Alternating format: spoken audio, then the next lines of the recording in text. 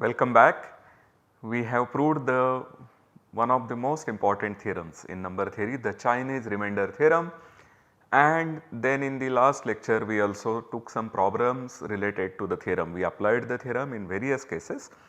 We are going to see one more application of this theorem and do some more computations in the set Z modulo Nz. So, this is the set which we denote by Z sub n and we will call it Zn, or sometimes we call it Zn. The set of integers Z is sometimes pronounced as Z. So, Zn is the set that we will be looking at and we will start some arithmetic in it.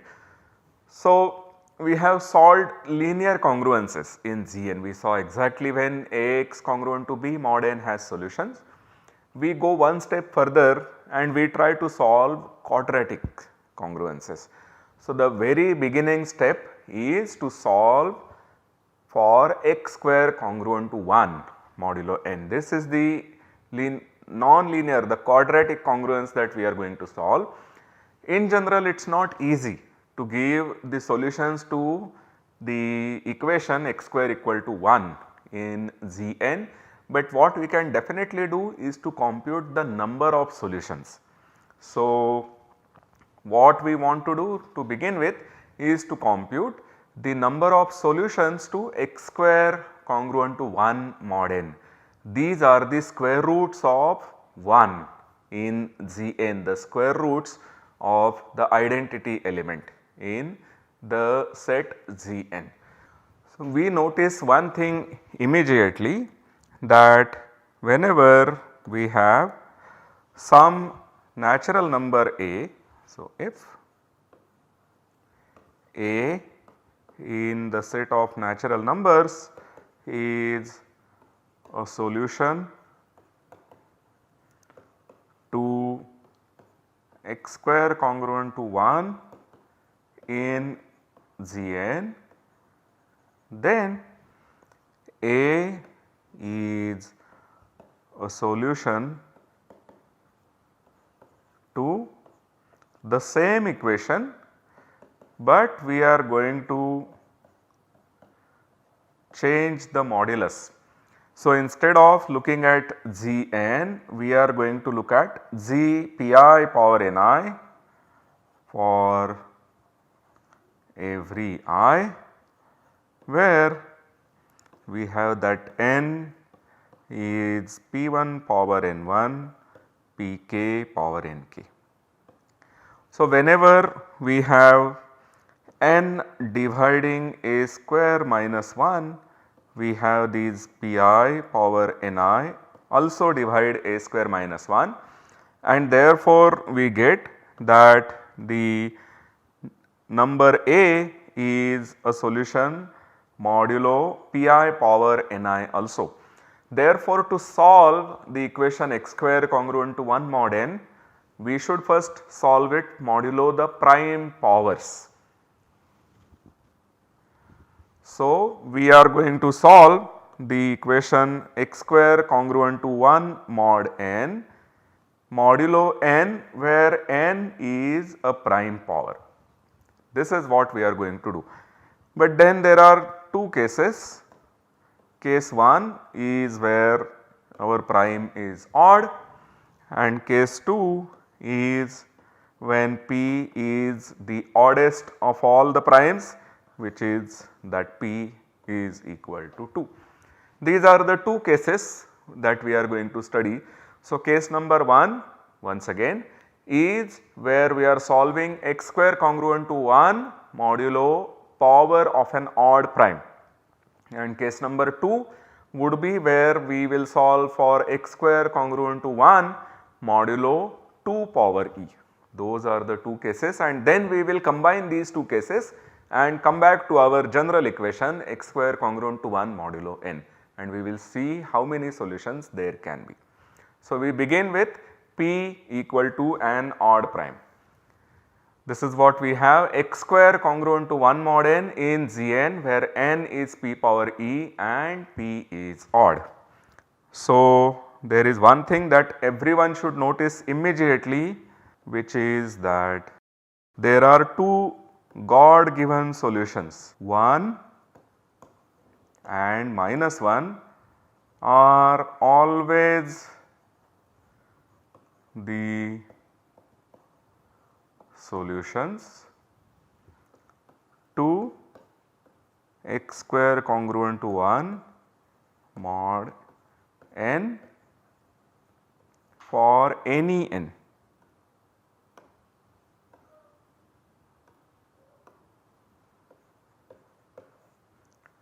And so also for p power e we will have these solutions. So, also in this case, but we will actually show that there are no further solutions. We will in fact show that there are no other solutions.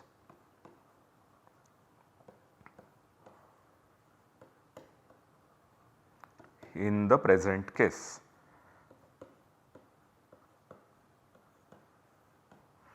So, when p is an odd prime and we are looking at z modulo nz where n is power of this odd prime, then we will show that x square congruent to 1 mod n has only two solutions and those are p a equal to 1 and a equal to -1.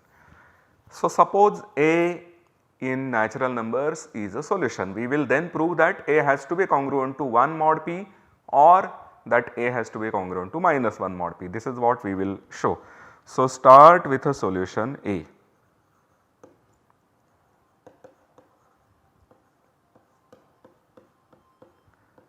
Such that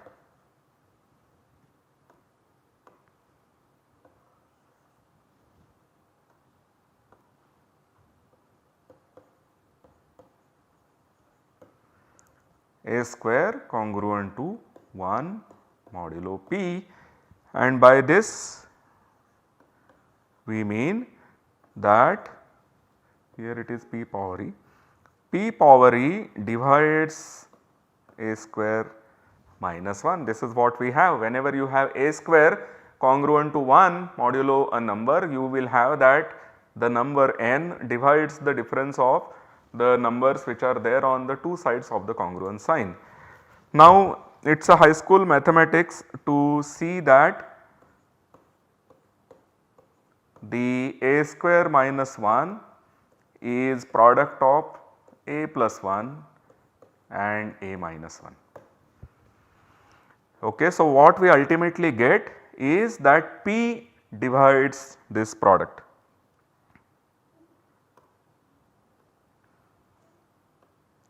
So, we get that p divides a plus 1 into a minus 1. This is what we get, but p is a prime and whenever a prime divides product of two numbers, it will have to divide one of the two.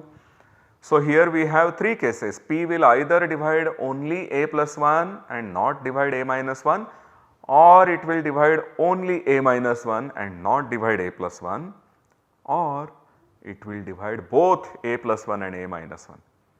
These are the three possibilities. However, if p divides a plus 1 and p divides a minus 1, then p will have to divide the difference, which is a plus 1 minus a minus 1. As you see, this difference is 2, a will get cancelled, 1 minus minus becomes plus, 1 plus 1 is 2, but this is a contradiction.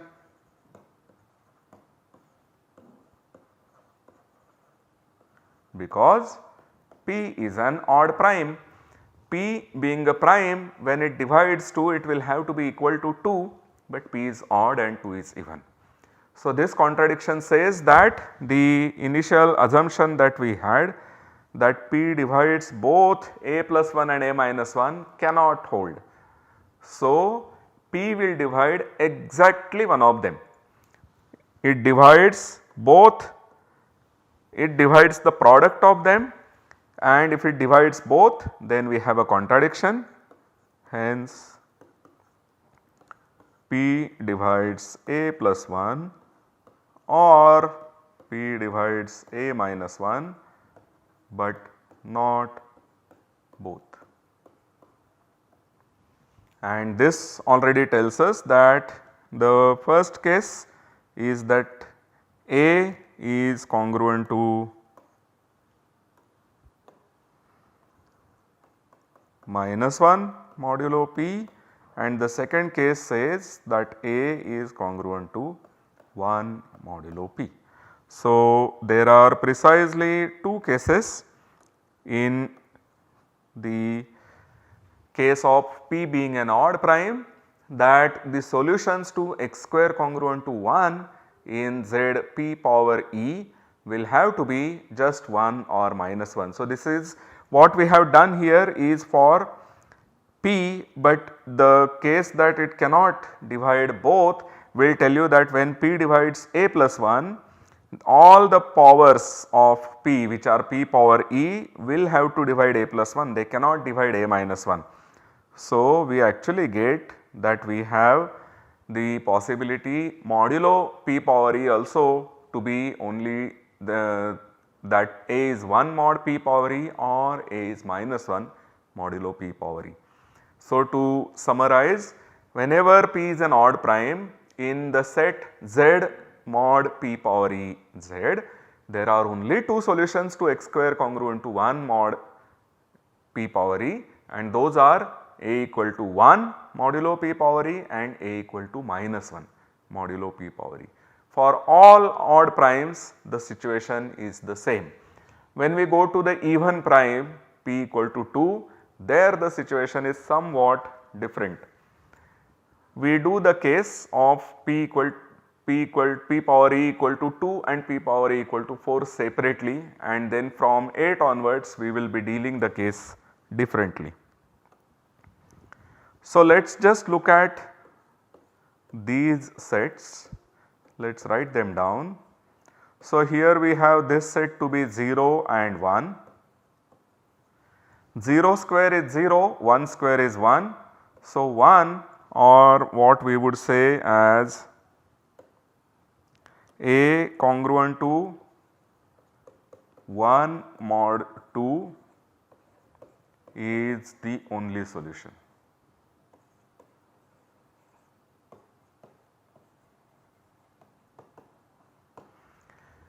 Remember, I had said that minus 1 and 1 are always the solutions, but unfortunately modulo 2, 1 and minus 1 happen to be congruent to each other. So, these two which were distinct elements in Z mod Nz, they collapse to a single element when n is 2, and therefore, here we have this as the only solution. Let us go to the next set, which is Z mod 4Z. We have 4 elements 0, 1, 2 and 3. As we know that A congruent to 1 mod 4 and A congruent to minus 1 mod 4, these are always the solutions. So, what is 1 mod 4? That is simply 1, the class of 1. This is 1 mod 4 and this is minus 1 mod 4. These two are always the solutions, and so they are solutions here also. If you take the square of 2, you get 0. 2 square is 0, and of course 0 square is 0. So, it tells you that in Z mod 4Z now there are two solutions.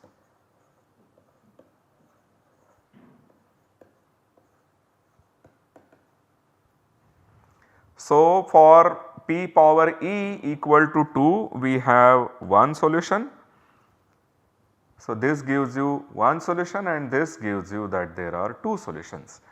For P power E equal to 8 and onwards, situation is going to be different.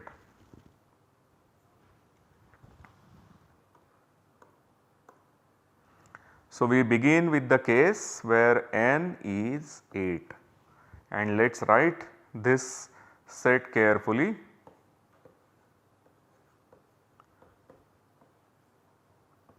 We have 0, we have 2, we have 4 and 6. I am writing all the even classes first, then I write the odd classes.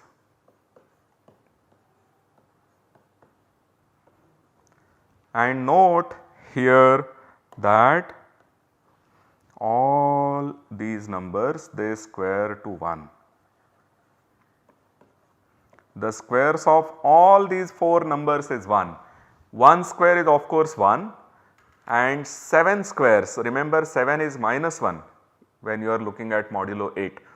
1 square is 1 and 7 square which is also minus 1 square, that is 1. But these two middle numbers 3 and 5, their squares, 3 square is 9 which is 1 modulo 8 and 5 square is 25 which is also 1 modulo 8. So, here we have 4 solutions.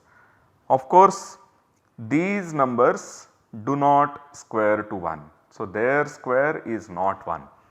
So, what we get ultimately in the case z mod 8z, that there are 4 solutions. This is a very striking situation. This is completely different from what we have seen so far. We saw that modulo a prime power there are exactly 2 solutions 1 and minus 1, modulo 4 there are 2 solutions 1 and minus 1 and modulo 2 there is a single solution. So, other than 1 and minus 1 which happens to collapse in the case of n equal to 2, we have not seen any different solution. But when we go to 8, the prime power becomes 8, we have 4 solutions. What will happen when you go to 16? Let us just think about it. For 16 we have 1 square which is 1 and 15 square which is 225 which is 1 modulo 4. If you do not say it quickly, remember that 15 is minus 1 modulo 16. Therefore, its square is going to be 1 modulo 16. But there are 2 more numbers. The number 7, its square is 7 square is 49, that minus 1 48 is divisible by 16. And similarly 9 square is 81, when you subtract 1 from 81 you get 80, that is also divisible by 16. So, we have 4 square roots of 1 modulo 16, 1, 7, minus 7, minus 1. Are there any more? That would be the natural question, and we will prove that there are no further. Whenever you have n equal to a power of 2 which is bigger than or equal to 8, then there are exactly 4 solutions to x square congruent to 1 modulo n. This is the thing that we would now like to prove. So, consider n equal to 2 power e and assume that this is bigger than or equal to 8. Let a in the natural numbers be a solution to x square congruent to 1 mod this 2 power e. Then of course 2 power e divides a square minus 1, and we recall our high school mathematics once again to write it as a plus 1 a minus 1. We have done exactly what we had done in the prime power case, but now there is a different thing. Here 2 power e divides a product of 2 numbers. So, in particular 2 divides the product of these 2 numbers. But if 2 divides the product of these 2 numbers, 2 will have to divide one of them. It may divide a plus 1, it may divide a minus 1, and as we know the third case that it may divide both. In this case, in contrast, it has to divide both. The first 2 cases that 2 divides only a plus 1 and not a minus 1, or 2 divides only a minus 1 and not a plus 1 is not going to occur. How does that happen?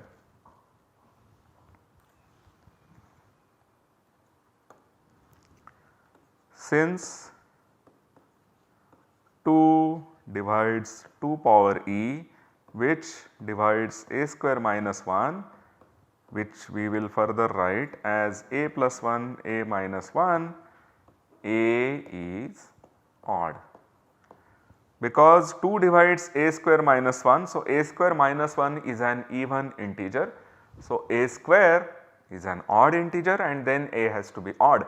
If a was even, a square would be even and then a square minus 1 would be odd, which would be a contradiction.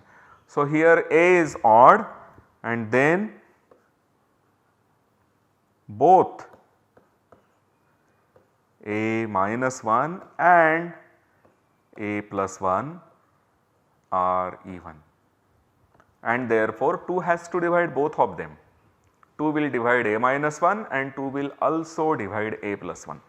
So, when we have to decide modulo 2 power e, we know that the factors, the copies of 2 that are there in 2 power e, one of them has to go and divide a minus 1, another copy has to go and divide a plus 1. What about the remaining ones? Will they also split?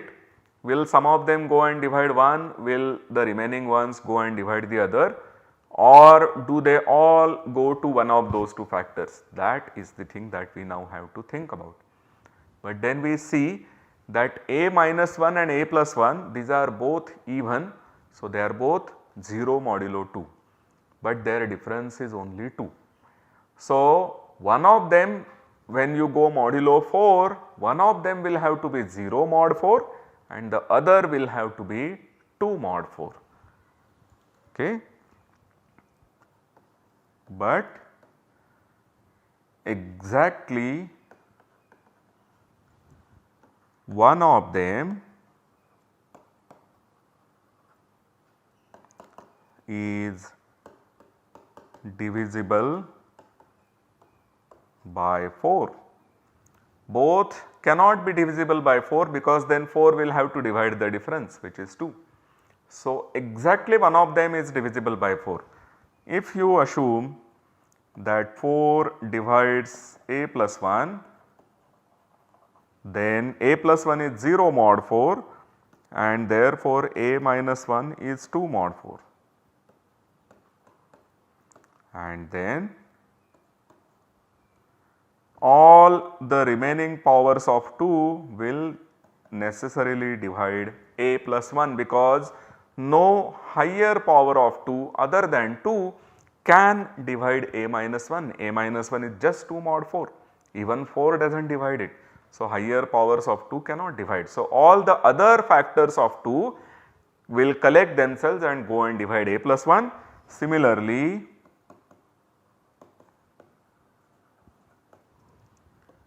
if we have the other case that 4 divides a minus 1, then 2 power e minus 1 will have to divide a minus 1 and a plus 1 in this case is congruent to 2 mod 4. So, this is what we have obtained, that if A is a solution to x square congruent to 1 mod 2 power e, then a plus minus 1 has to be divisible by 2 power e minus 1. So, thus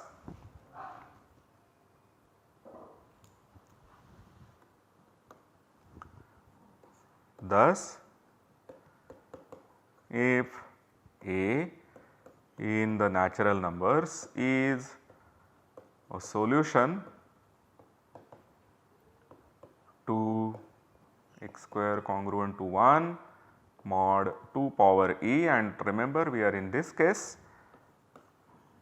then A is congruent to 1 modulo 2 power e minus 1 or A is congruent to minus 1 modulo 2 power e minus 1. So, when we look at the whole set of numbers where we begin, this is 0 which we ignore, then we have 1, then 2 and so on. This is where we have 2 power e, and somewhere exactly in the middle we have 2 power e minus 1. So, the first case tells us that A has to be congruent to 1 mod 2 power e minus 1. So, that can be this number 2 power e minus 1 plus 1, or it can be this number A equal to 1. Both are 1 modulo 2 power e minus 1. The second case which says that A is minus 1 modulo 2 power e minus 1 will tell you that it can either be 2 power whole e minus 1 or this quantity which is 2 power e minus 1 minus 1. These are the only 4 solutions in the case when the power of 2 is more than 4.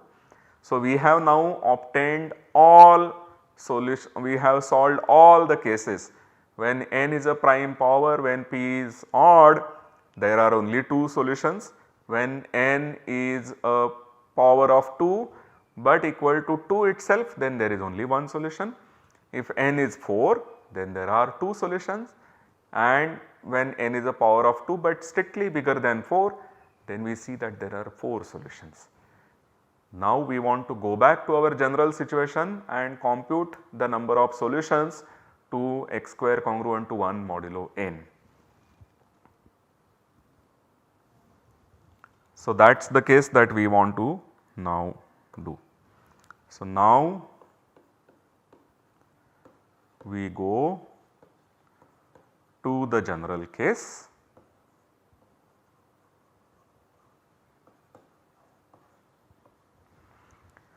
So, recall that A square is congruent to 1 mod n if and only if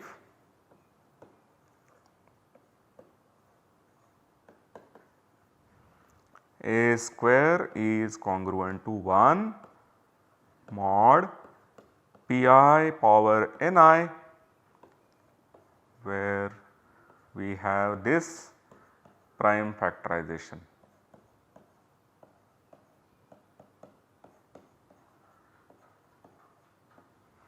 So, we start with this prime factorization to begin with. To rephrase the statement, we would begin with this, then we have that A square congruent to 1 mod n holds if and only if A square congruent to 1 mod pi power ni holds.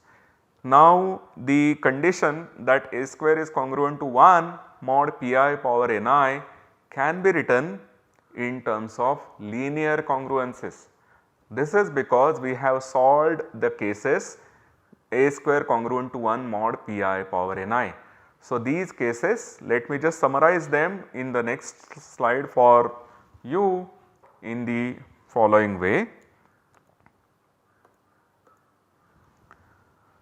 So, the solutions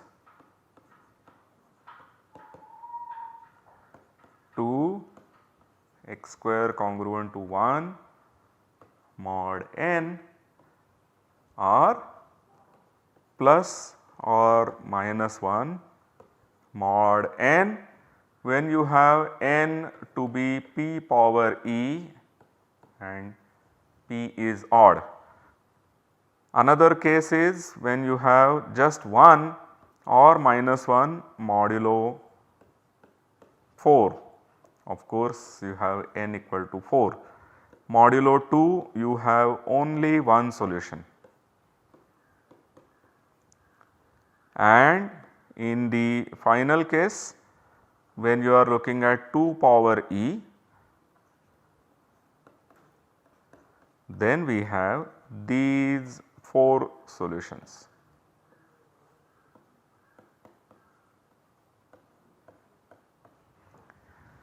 So, we will take our n, write its prime power factorization, also put the pi's in the increasing order. So, p1 less than p2 less than dot dot dot. Then we will look at.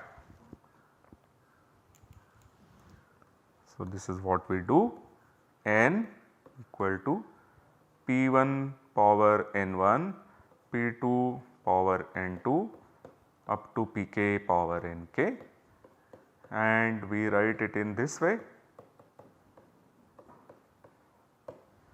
Okay.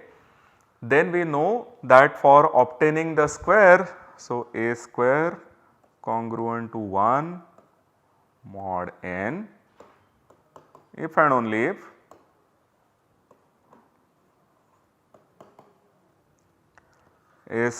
a equal to plus or minus 1 mod pi power ni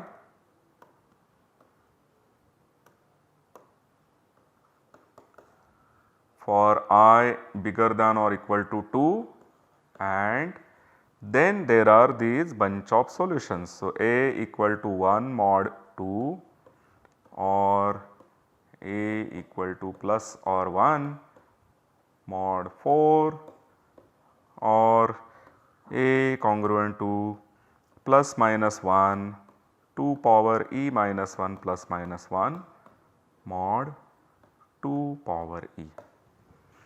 These are the only possibilities. So, we will combine these in all the cases. Suppose that there is no prime equal to 2 in the factorization, then we have only this case, and in fact then you will have I equal to 1 and ahead. So, we are going to get 2 possibilities for each prime. When we write them all together, you have 2 power k possibilities, you have 2 power k linear congruences. There are going to be simultaneous systems of linear congruences which are given by plus or minus 1 modulo each pi power ni, and there are unique solutions modulo the product of these moduli, which is n, and so you are going to get exactly 2 power k solutions. So, there are exactly 2 power k solutions when 2 does not divide your number. When 2 divides your number, there are 2 possibilities. 2 divides but 4 does not divide, 4 divides but 8 does not divide, and 8 divides it. So, depending on these 3 cases, we have 3 possibilities once again. When 2 divides but 4 does not divide, then we will be in this case. 2 divides but 4 does not divide. So, we are in this case, and in this case there are there is a single equation.